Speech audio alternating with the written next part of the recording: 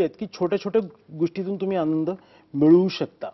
एक छोटीशी गिफ्ट देणं आहे. अनेक सध्या ते पुरुष असे आहेत की बर्थडे विसरला जातो बायकोचा. ही खूप वाईट गोष्ट आहे, कारण घरातली स्त्री खुश तर सगळं खुश, हे अनुभवाचे बोल आहेत. आणि ज्यांनी केलं तो अतिशय सुखी होतो, नाहीतर मग प्रगती होतच नाही, अशी गोष्ट आहे. मग अनेक उपाययोजना करा, पण घरातली स्त्री दररोज रडतीये, उपयोग नाही.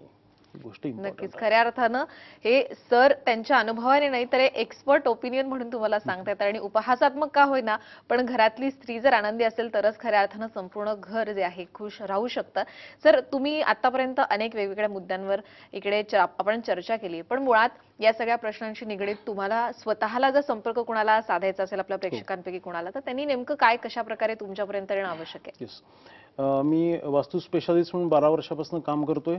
वास्तू तथास्तू ब्रँड हा माझा स्वतःचा आहे. मी त्या वास्तू तथास्तू या ब्रँडचा ओनर आहे. माझं ऑफिस सदाशिव पेठेमध्ये आहे. आणि तुम्ही वास्तू व्हिजिटसाठी तुम्ही माझ्या ऑफिसला फोन करून तुमचं नाव नोंदवू शकता. आता टीव्हीवरती जे 2 मोबाईल नंबर येत आहेत ते माझ्या ऑफिसचे आहेत.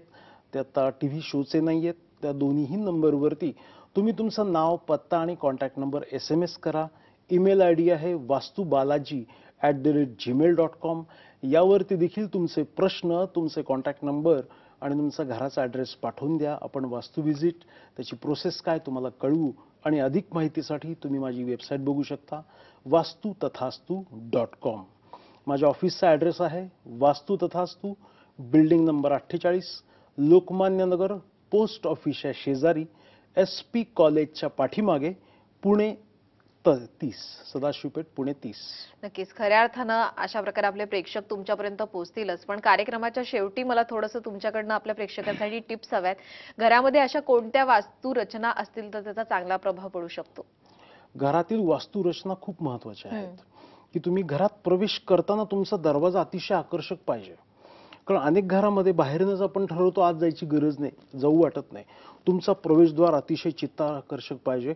दरवाजात उंबऱ्यापासून 6 फुटावर कुठला अडथळा नको. कारण दरवाजात जर अडथळा असेल तर तुम्ही तुमचं गुड लक थांबवता, शुभ ऊर्जा थांबते.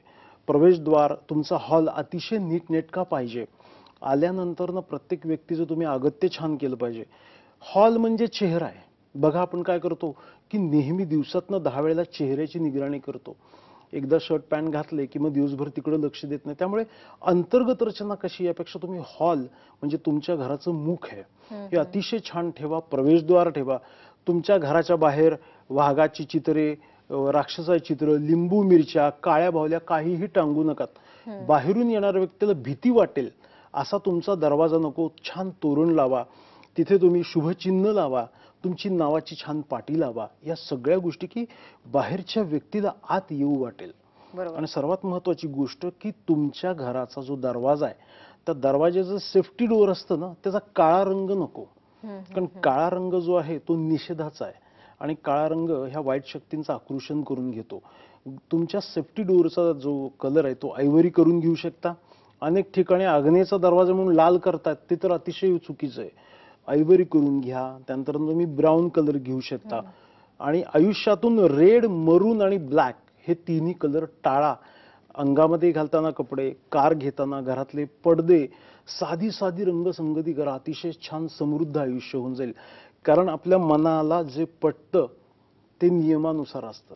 नक्कीच खऱ्या अर्थानं मला वाटतं या छोट्या छोट्या गोष्टी आहेत, पण याचा अवलंब केला तर आयुष्य जे आहे हे सुखी होण्यासाठी जास्त सोपं होऊ शकतं. बरोबर.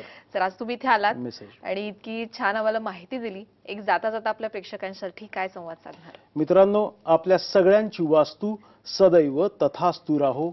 शुभम भवतु. तर महाराष्ट्र कॉलिंगमध्ये वेळ झाली इथेच थांबण्याची. कुठेही जाऊ नका, पाहत रहा साम टीव्ही.